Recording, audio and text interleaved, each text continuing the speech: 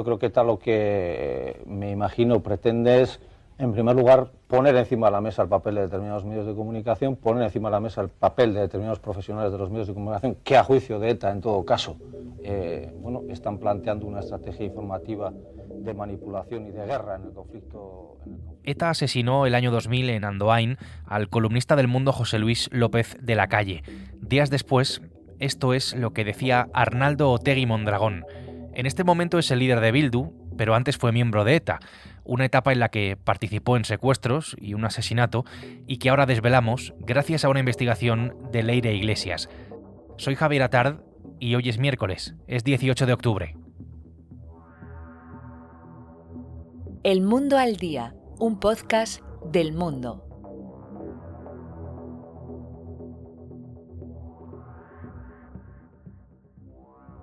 Hola, Leire. Hola, Javier.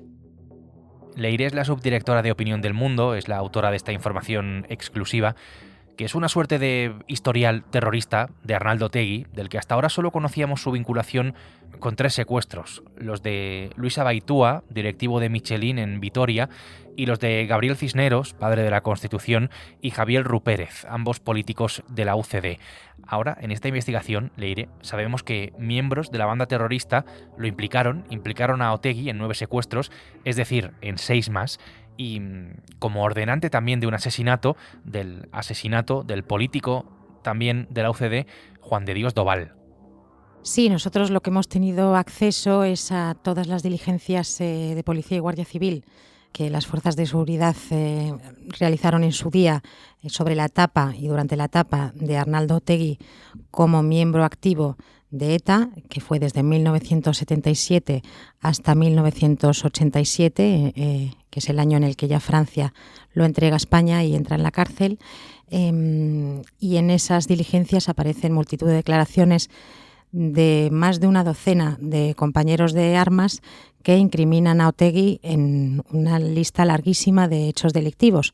No solo esos 9 secuestros, algunos de ellos fallidos, sino también en robos de armas, en asaltos a mano armada, en colocación de explosivos, y según va ascendiendo en la estructura de ETA político-militar y va escalando en Francia, también como ordenante, como contabas, de un asesinato, como presunto ordenante de un asesinato.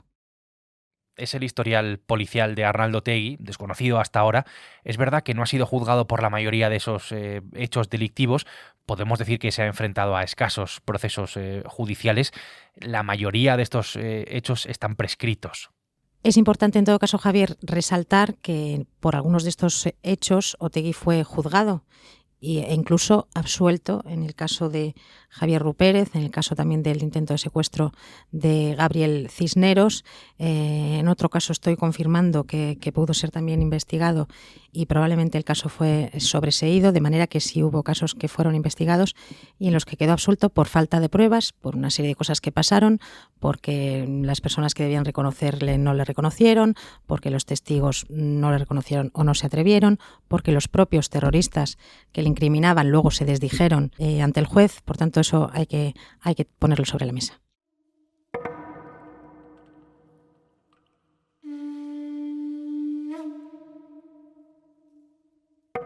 De Otegi, el Gordo, que era el alias que tenía en ETA, conocíamos 3 secuestros, lo estamos comentando. Ahora podemos colocar en su historial otros 6 más. De uno de ellos existe un documento que hemos publicado y que puedes consultar en El Mundo. Ese documento es ni más ni menos que la orden manuscrita del propio Otegi para llevarlo a cabo, para ordenar ese secuestro. En 1983, el Gordo entregó a otro etarra instrucciones de su puño y letra.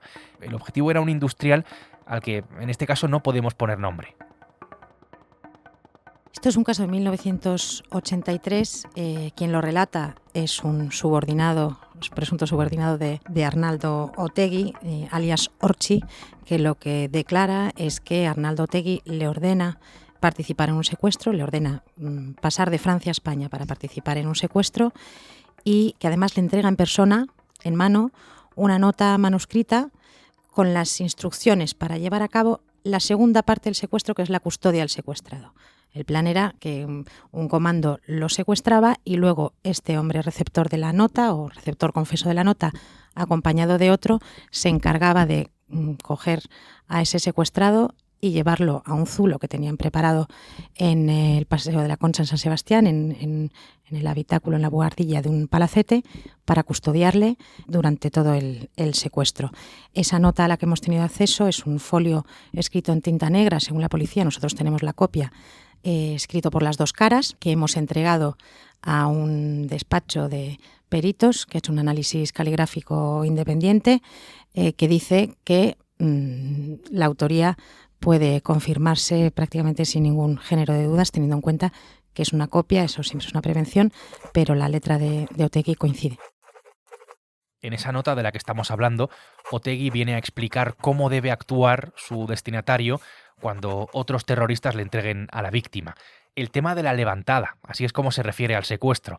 El tío estará en el capó, metido en un saco, esposado y con los ojos vendados. Este es el texto de Otegi, en el que incluía exclamaciones en mayúsculas, Gora eta militarra. Hay toda una parte anterior, según la documentación policial siempre, en la que Otegi actúa como secuestrador en primera persona, no ordena, sino que ejecuta el secuestro, y se comporta como una persona firme y con una voluntad evidente de ascender, porque siempre demuestra liderazgo, es el líder de dos comandos, uno después de otro, uno primero que actúa en la zona de Guipúzcoa y un segundo que actúa presuntamente en la zona de Madrid.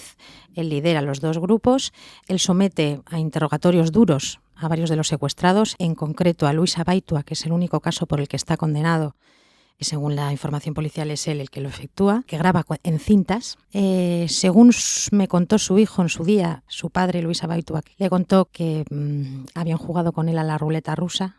Y luego Otegi era un hombre también con las ideas claras y con esa ambición de liderazgo que no permitía fallos. Y de hecho, contamos también estos días cómo a su comando, según la declaración de nuevo de otro miembro de ETA, le dice una frase muy concreta que es: si llegan problemas o si nos encontramos con problemas, le ajusticiamos.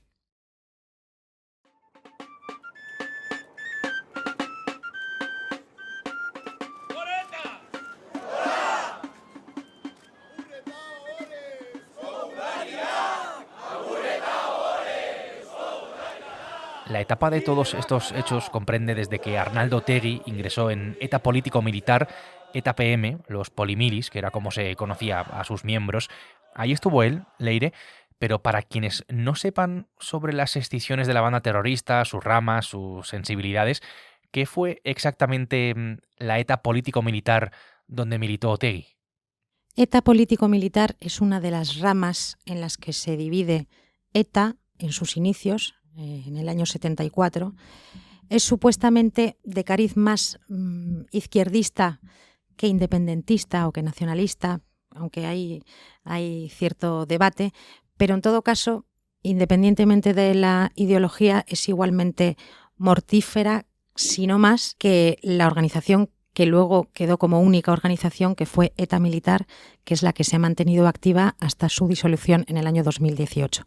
ETA político-militar, que es donde entra Otegi en el año 1977 y en la que milita, perpetra muchísimos secuestros, tiros en la pierna a los secuestrados. Se caracteriza también por inaugurar el denominado impuesto revolucionario, que es el chantaje a los empresarios, y también se caracteriza por una afición muy temprana a tener en sus objetivos a políticos de Unión de Centro Democrático.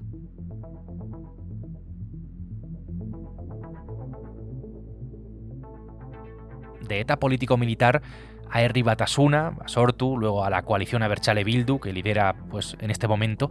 Ha sido condenado Otegi en 5 ocasiones, la última por el caso Bateragune, que lo condenó por intentar reconstruir Batasuna bajo las órdenes de ETA, pero el Supremo anuló la sentencia de la Audiencia Nacional. El Tribunal Europeo de Derechos Humanos entendió que no se habían cumplido las garantías, como entonces reclamaban los acusados. Y hoy me quiero dirigir aquí, por encima de las siglas, a los abertzales de este país, por encima de las siglas. Hablemos, Leire, de la figura de Otegi, de quién es, de su historia en ETA, de lo que él ha contado y de lo que es en realidad. Una oportunidad histórica Pues Arnaldo Otegi ha contado una historia que se compadece poco con la realidad de los hechos. Arnaldo Otegi, según las fuerzas de seguridad, entra en ETA político-militar en el año 1977, 2 años después de la muerte del dictador Francisco Franco, y él lo que cuenta es que entró contra el franquismo. Por lo tanto, ahí está la mentira original o primigenia de Otegi. Y luego lo que hace es ir ascendiendo dentro de ETA político-militar. Como se asciende en una organización terrorista es haciendo lo que una organización terrorista hace, es decir, sembrando terror, llevando a cabo secuestros, amenazas, colocando explosivos, etc. Luego, por miedo a ser detectado en España, porque se deja unos papeles en un bar, huye a Francia, y en Francia es donde está la estructura, la cúpula de ETA político-militar, también de ETA militar. En esos años es un santuario porque Francia no colabora con las fuerzas de seguridad españolas prácticamente en ningún sentido, y ahí va escalando en la cúpula de ETA político-militar, incluso saltando a ETA militar. La verdad de Arnaldo Otegi es la de un hombre que fue terrorista cuando Franco ya había muerto y que en los años 80 tuvo 2 oportunidades de dejar el terrorismo. Hubo 2 grupos a su alrededor que se escindieron, que rechazaron seguir con las armas, y en 2 ocasiones en aquellos primeros años 80 Otegi decidió seguir matando e incluso acabó llamando a la puerta de ETA militar para seguir matando. Después es entregado a España, cumple una mínima pena de cárcel, sale a la calle, es el Otegi que empezamos a conocer desde el año 93, acaba en política, ascendiendo también por una serie de golpes de fortuna, vamos a llamar, porque encarcelan a la Mesa Nacional de Batasuna, y después lo que nos cuenta es la ficción de que él ha conseguido llevar a la izquierda abertzale hacia la paz, cuando lo que hace es gestionar la miseria de una organización política dependiente de una organización terrorista absolutamente golpeada por las fuerzas de seguridad y por el Estado de Derecho. Lo que hace es gestionar esa miseria de la mejor manera posible, que es llevando a un cese de ETA operativo y el reverdecimiento que estamos viendo ahora de su brazo político. Arnaldo Otegi ha hecho un discurso por la paz, por abrir una etapa política distinta en Euskadi. En los tiempos de la negociación del gobierno de Zapatero con ETA, la figura de Otegi volvió a emerger de nuevo, aquel hombre de paz del que se habló en su momento, pero con ese pasado que conocemos ahora con algo más de detalle. Esto, Leire, ¿qué nos viene a demostrar todo esto que sabemos de Arnaldo Otegi? Es, por no decir otra cosa, un poco estremecedor que una persona con esta trayectoria, con las manos manchadas, esté en política y esté además dando lecciones de moralidad en política. Una persona, cuando cumple su condena, recibe de nuevo todos sus derechos, y eso no debe ponerse en cuestión, pero sí debe ponerse en cuestión el hecho de que una persona que no se ha arrepentido de este tipo de delitos, que no ha mostrado arrepentimiento alguno, que no ha condenado toda la historia de terror de ETA, una organización a la que él mismo perteneció, pueda ser considerado un socio legítimo para un gobierno de España en este caso, y desde luego un político votable por parte de la sociedad vasca. Queremos trasladarles nuestro pesar y dolor por el sufrimiento padecido. Sentimos su dolor. Recordemos que Otegi reconoce el dolor de las víctimas, pero nunca ha condenado a ETA. Este ahora político, Leire, es el líder de la formación política que ha ejercido y que ejerce de socio preferente de Pedro Sánchez en el Congreso, que va a volver a facilitar, ya veremos de qué manera, su investidura. El propio presidente, lo vimos, esa imagen, se reunió con sus representantes, con los representantes de Bildu la pasada semana, y que además, hablo en este caso de Otegi, está en disposición de ser lehendakari. La última encuesta de Sigma 2 que conocimos el mes de septiembre para las elecciones autonómicas que se tienen que celebrar allí, en el País Vasco, en Euskadi, en 2024, dan ganador a Bildu. Otra cosa es lo que pase luego, pero esa es la realidad. Veremos en qué queda eso. En buena medida la decisión va a ser del Partido Socialista, a ver en qué momento llega a la convicción de que tiene que cambiar de socio y dejar al PNV a un lado para hacer un eje de izquierda con EH Bildu. Lo que se ha producido con EH Bildu es muy curioso, y es que ha habido un blanqueamiento tan exprés, tan rápido, no en el País Vasco, sino en Madrid, en el Congreso de los Diputados, en la Moncloa, por necesidades aritméticas del propio presidente del Gobierno, que ese blanqueamiento que se ha producido en Madrid y esa nueva consideración de la izquierda abertzale, no como un partido que pone problemas, sino como un partido que, como antes hacía el PNV en solitario, consigue botín para el País Vasco y para Navarra, ese blanqueamiento y ese empuje político ha hecho al mismo tiempo que en el País Vasco y en Navarra los votos se multipliquen a favor de la izquierda abertzale. Todo esto es Arnaldo Otegi, este es Arnaldo Otegi, este es su historial en ETA, el historial que ahora conocemos. Leire, gracias por venir aquí a contárnoslo. Gracias a ti, un placer.